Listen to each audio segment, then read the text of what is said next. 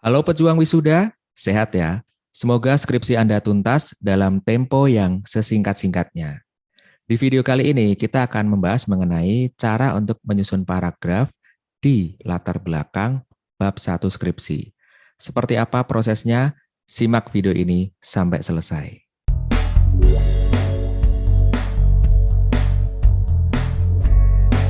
Oke, untuk menyusun paragraf yang baik dan benar untuk latar belakang skripsi kita, setidaknya ada 6 tahapan yang harus kita perhatikan. Yang pertama yaitu what. Fakta apa yang ingin Anda sampaikan di paragraf tersebut? Yang kedua yaitu why. Kenapa fakta tersebut terjadi? Yang ketiga, how. Bagaimana fakta tersebut terjadi dan apa buktinya? Yang keempat yaitu tutup akhir paragraf Anda dengan konklusi. Apa yang dapat Anda simpulkan dari fakta-fakta yang sudah Anda sajikan tadi? Yang kelima yaitu gunakan kutipan dengan baik dan benar. Yang terakhir, perhatikan konsistensi pokok bahasanya. Nah, seperti apa sih 6 tahapan ini? Yuk kita bahas satu persatu. Tahapan pertama yaitu what. Fakta apa yang ingin Anda sampaikan? Misalkan, Anda ingin membahas mengenai pentingnya keberadaan sektor UMKM di Indonesia bagi perekonomian masyarakat. Nah, kalimatnya bisa aja kan Anda susun seperti ini. Sektor UMKM di Indonesia berperan penting dalam perekonomian masyarakat. Nah, ini tahap pertama. Kalimat pertama pembuka dalam paragraf Anda yaitu what. Anda ingin menyampaikan fakta mengenai apa. Kemudian kita lanjut ke tahapan kedua, yaitu why. Kenapa fakta tersebut terjadi? Kok bisa yang namanya sektor UMKM penting keberadaannya bagi perekonomian masyarakat? Nah, tadi kan di awal kalimat Anda menyampaikan seperti itu.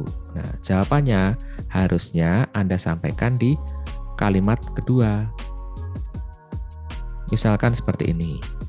Ya jelas bisa dong, karena meningkatnya pertumbuhan ekonomi Indonesia tidak bisa lepas dari peran UMKM melalui produk domestik bruto atau PDB. Nah, ini berdasarkan referensi yang Anda peroleh ternyata menunjukkan jawaban seperti itu. Nah, berarti sektor UMKM di Indonesia berperan penting dalam perekonomian masyarakat karena meningkatnya pertumbuhan ekonomi Indonesia tidak terlepas dari peran UMKM melalui produk domestik bruto atau PDB. Nah, kalimatnya bisa aja kan Anda menyusun seperti ini.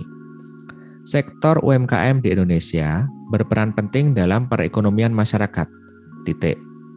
Meningkatnya pertumbuhan ekonomi Indonesia tidak terlepas dari peran UMKM melalui produk domestik bruto atau PDB. Titik. Kita masuk ke tahapan ketiga, yaitu how. Bagaimana fakta tersebut bisa terjadi? Apa buktinya? Kok kita bisa bilang sektor UMKM di Indonesia penting bagi perekonomian masyarakat? Dan meningkatnya pertumbuhan ekonomi tidak lepas dari peran UMKM melalui PDB. Apa buktinya? Nah, misalkan berdasarkan hasil pencarian Anda di berbagai situs berita, Anda menemukan artikel yang kurang lebih isinya Anda kutip seperti ini. Karena usaha kecil di Indonesia menyumbang PDB dengan jumlah terbanyak. Nah, ini kan how. Bagaimana fakta yang kita sampaikan mengenai pentingnya UMKM bagi perekonomian Indonesia itu ditunjukkan di paragraf awal. Dan juga disambung di paragraf berikutnya, tadi kan ada what ya, kemudian why. Nah, how ini bagaimana? Bagaimana sih faktanya yang menunjukkan bahwa pertumbuhan ekonomi itu dipicu dari peran UMKM melalui PDB. Apa yang bisa Anda buktikan dari kalimat awal itu tadi? Jawabannya adalah mungkin karena hasil browsing Anda menemukan fakta bahwa usaha kecil di Indonesia itu menyumbang PDB dengan jumlah terbanyak. Nah, kalau Anda punya statement seperti ini, tentunya kan Anda harus bisa menyampaikan data dan angka-angka yang relevan. Nah, misalkan, Anda bisa memperoleh artikel yang membuktikan bahwa kontribusi UMKM di Indonesia itu mencapai 93,4% dari total PDB. Nah, angka tersebut diikuti oleh usaha menengah sebesar 5,1% dan usaha besar senilai 1%. Nah, Anda kutip dari artikelnya Karyati tahun 2019. Kemudian Anda nyari-nyari lagi di internet dan ternyata Anda menemukan artikel yang kurang lebih isinya seperti ini. Kemudian di tahun 2018, kontribusi UMKM terhadap PDB nasional mencapai sekitar 60,34%. Persentase tersebut meningkat menjadi 61,07% atau senilai 8.573,89 triliun rupiah pada tahun 2021 berdasarkan kominfo.go.id tahun 2021. Nah, tinggal kita gabungin aja. Kalimat utuhnya itu seperti ini. Sektor UMKM di Indonesia berperan penting dalam perekonomian masyarakat. Titik. Meningkatnya pertumbuhan ekonomi Indonesia tidak terlepas dari peran UMKM melalui produk domestik bruto atau PDB. Titik. Usaha kecil di Indonesia menyumbang PDB dengan jumlah terbanyak. Titik. Kontribusinya mencapai 93,4%. Titik. Angka tersebut diikuti oleh usaha menengah sebesar 5,1%, dan usaha besar senilai 1%. Kurung buka Karyati, 2019, kurung tutup, titik. Tahun 2018, kontribusi UMKM terhadap PDB nasional mencapai sekitar 60,34%, titik. Persentase tersebut meningkat menjadi 61,07% atau senilai 8.573,89 triliun rupiah pada tahun 2021. Kurung buka kominfo.go.id, 2021, kurung tutup, titik. Lalu, kita sampai ke tahapan keempat, yaitu konklusi atau kesimpulan dari kalimat yang sudah kita susun tadi. Apa sih yang bisa Anda simpulkan dari fakta tadi? Cek lagi kalimat utuhnya. Sektor UMKM di Indonesia punya peran penting. Oke. Terus, peningkatan pertumbuhan ekonomi tidak lepas dari UMKM melalui PDB. Oke. Buktinya apa? UMKM menyumbang PDB dengan jumlah banyak. Oke. Terus kontribusinya mencapai 93%. Oh, ternyata lebih banyak dibandingkan usaha menengah dan usaha besar. Oke. Terus diperkuat lagi dengan fakta lain, ternyata ada peningkatan kontribusi UMKM dari tahun 2018 sampai tahun 2021. Oke. Nah, dari kalimat utuh seperti ini, kita bisa mengambil konklusi atau kesimpulan bahwa keberadaan UMKM itu punya peran strategis bagi perekonomian masyarakat di Indonesia. Nah, betul nggak? Ya dong. Kalimat akhirnya mungkin bisa kita susun seperti ini ya, supaya lebih rapi. Fakta tersebut mendasari peran strategis UMKM dalam perkembangan ekonomi di Indonesia. Nah, lalu kita masuk ke tahapan kelima. Nah, perhatikan lagi kutipan yang sudah kita gunakan. Nah, sudah benar atau belum? Contoh pertama, tadi kan kita ngambil dari tulisan Karyati, bisa aja dari artikel ya, atau dari berita yang ada di situs resmi, bukan blogspot, bukan WordPress, bukan Kompasiana, tapi dari portal-portal berita yang resmi seperti Liputan 6, seperti Detik News, wartaekonomi.com, marketing.com, dan sebagainya. Nah, atau langsung dari artikel ilmiah, Anda cari di Google Scholar. Nah, dapat ada karya penelitian atau pengabdian atas nama Karyati yang dipublish tahun 2019. Nah, ini Anda bisa pakai. Usaha kecil di Indonesia menyumbang PDB dan seterusnya, ditutup di akhir kalimat dengan kurung buka Karyati, 2019, kurung tutup, titik. Nah, ini cara kita untuk mengutip artikel dari orang lain yang bisa kita gunakan di skripsi atau karya tulis ilmiah kita. Apakah harus seperti ini caranya? Enggak. Kita punya alternatif kutipan yang lain seperti ini. Studi yang dilakukan oleh Karyati, kurung buka 2019, kurung tutup, telah mengkonfirmasi bahwa usaha kecil di Indonesia menyumbang PDB dengan jumlah terbanyak dan seterusnya. Nah, ini tidak merubah makna dari kalimat dan tidak merubah data apapun yang ada di kalimat tersebut. Hanya saja kita menerapkan style yang berbeda dalam melakukan kutipan. Di contoh atas, ini kutipan yang diberikan di akhir kalimat. Di contoh bawahnya, ini kutipan yang diletakkan di awal kalimat. Oke, sudah cukup jelas ya? Coba kita melangkah ke contoh berikutnya. Nah, dari kominfo.go.id tahun 2021. Tahun 2018, kontribusi UMKM terhadap PDB nasional mencapai sekitar dan seterusnya. Kita tutup di akhir kalimat, kurung buka, kominfo.go.id, 2021, kurung tutup, titik.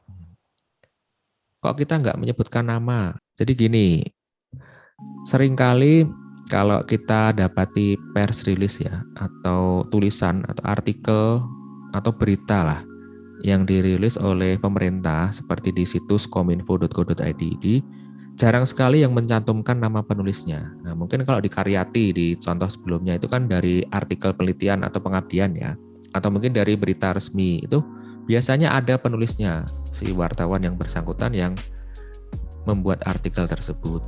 Cuma kalau di Kominfo atau di situs-situs BUMN yang lain, itu kadang nggak disampaikan nama penulisnya itu siapa. Jadi ya mau nggak mau yang bisa kita sampaikan adalah sumber dari web tersebut. Nah, dalam hal ini adalah kominfo.go.id yang diambil pada tahun 2021. Jadi artikelnya itu publish pada tahun 2021. Nah, bisa nggak kita mengutip dengan gaya yang berbeda? Bisa. Kan tadi di contoh pertama sudah ada juga kan. Nah, kurang lebih juga seperti itu. Nih contohnya.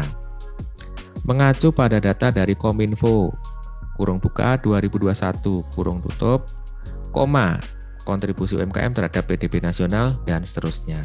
Nah, ini kan sama ya seperti di contoh Karyati tadi. Kita bisa menaruh kutipan di akhir kalimat seperti di contoh atas atau di awal kalimat seperti di contoh di bawah. Oke. Kemudian tahapan terakhir yang tidak kalah penting yaitu perhatikan konsistensi pokok bahasanya. Masih nyambung nggak antar kalimatnya? Masih relevan nggak? Jadi topik yang dibicarakan itu sama atau berbeda? Yuk kita tes.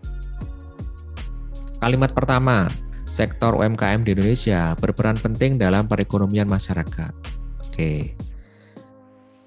Pokok bahasanya apa? Jelas, UMKM.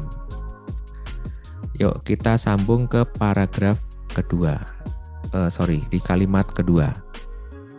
Meningkatnya pertumbuhan ekonomi Indonesia tidak terlepas dari peran UMKM melalui produk domestik bruto dan seterusnya. Nah, berarti pokok bahasan di kalimat kedua ini apa? UMKM. Nah, relevan ya dengan kalimat pertama tadi. Oke, kita cek di kalimat berikutnya. Tahun 2018, kontribusi UMKM terhadap PDB nasional mencapai dan seterusnya. Pokok bahasanya apa? Masih sama, seputar UMKM. Nah, karena di paragraf pertama, kedua, dan ketiga sama-sama membahas mengenai UMKM, otomatis konklusi atau kesimpulannya adalah yang berkaitan dengan pokok bahasan tersebut. Nah, yuk kita cek. Fakta tersebut mendasari peran strategis UMKM dalam perkembangan ekonomi. Nah, kalimat pertama pokok bahasanya UMKM. Kalimat berikutnya masih seputar UMKM. Kalimat selanjutnya masih UMKM juga. Kalimat penutupnya masih membahas tentang UMKM. Berarti konsisten nggak?